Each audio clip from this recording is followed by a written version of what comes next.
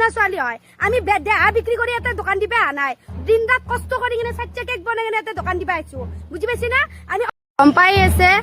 আপোনালোকে আগৰ ভিডিঅ'টো দেখা পাইছি টেম্পু ৰখাই দিয়া ধুনীয়াকে আমাৰ বস্তু ফেলাই দিয়া তো আজি কি হ'ল আজি আহাৰ লগে লগে চেণ্ডেল যিটো মাৰবা খুজিছি ইটো দূৰৰে কথা সৰকে একদম আহি কিনে একদম দোকানৰ আগত আহি লাচি চাচি দহে ওপৰত আৰু হেন্দে তাৰ পৰা ভিডিঅ' কৰি আছে আমাক ভাইৰেল কৰিব কাৰণে আপোনালোকে নিজে আগৰ ভিডিঅ'টো দেখা পাইছে কাৰণ এইটো চৰকাৰী ঘৰ হয় ইটো কাৰো কোনো বাপেকে বনা ঘৰ নহয় এইটো চৰকাৰী হয় আৰু এইটো আদিবাসী ঘৰ হয় আৰু আপোনালোকে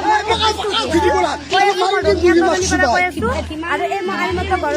ওপৰত মই এখন দোকান দি আছো সৰু সুৰা দোকান দিনটো ৰাতিটো কষ্ট কৰি কিনে 4টামান কেক লৈ আহো সেই কেকৰ ওপৰতে আমাৰ গাঁওখনৰ মানুহখিনিৰ বহুত চকু আৰু বহুত লাগামানি কৰিছি বেলেগ বাকী দেশ বেলেগ মানুহখিনি ইমান কৈ লাভ নাই কাৰণ সিহঁতে একো বুজি নাপায় কিন্তু এই ঘৰ হৈছে আমাৰ গাঁৱৰে মানুহ আৰু ইয়াতে মই জন্মগতা ছোৱালী হয় ইয়াতে মই জন্ম ল'ৰা ছোৱালী হয় হৰ পিছতে সিহঁতে মোক লাগামিনি কৰি আছে মোক লাচ্ছি ধৰাইছে বহুত কিবা কিবি কৰি আছে আপোনালোকে যি ব্যৱস্থা লৈ লওক ইটো চৰকাৰী ঘৰৰ ওপৰত দোকান দিছো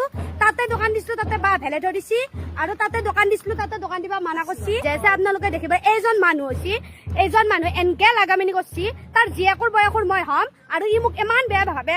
একদম কৈছি আপোনালোকে যি ব্যৱস্থা ল'বা আছে লাগে তাড়াতাড়ি লওক মই আপোনালোকক হাত জোৰ কৰিছো কাৰণ এইটো চৰকাৰী ঘৰ হয় ডিষ্টাৰ্ব হৈছে ইমান যাতা ব্যৱহাৰ কৰিছি লাগাতকে বেছি আৰু শুনবা নৰি বুঝি পাইছি না আমি ছোৱালী হয় পঢ়া শুনা ছোৱালী হয় আমি দেহা বিক্ৰি কৰি এটা দোকান দিবা নাই দিন ৰাত কষ্ট কৰি কিনে চাচ্চা কেক বনাই কিনে এটা দোকান দিবা আইছো বুঝি পাইছি না আমি অলং দলং ঘুরি কিনে আমি এটা দোকান দিবা নাই দিন রাত কষ্ট করছো এখানি কারণে বুঝি পাইছি না কারণ নিজের অলপমান যাতে খরচ লয় সেই কারণে আমি বেলেগ কাৰণত এটা অহা নাই আমাৰ না ঘৰ চলাবা কাৰণে আমি আইছো আমাৰ যাতে নিজৰ পঢ়া খৰচটো আমি নিজে ওলাব পাৰো সেই কাৰণে আমি আইছো আৰু বাকি আপোনালোকে অতি সোনকালে ব্যৱস্থা লওক নহলে একদম কাজিয়াখন বহুত ডাঙৰ হৈ যায় আছে অতি সোনকালে আপোনালোকে ব্যৱস্থা এমান লাগাতকে সহ্য কৰিব নোৱাৰি বুজি পাইছে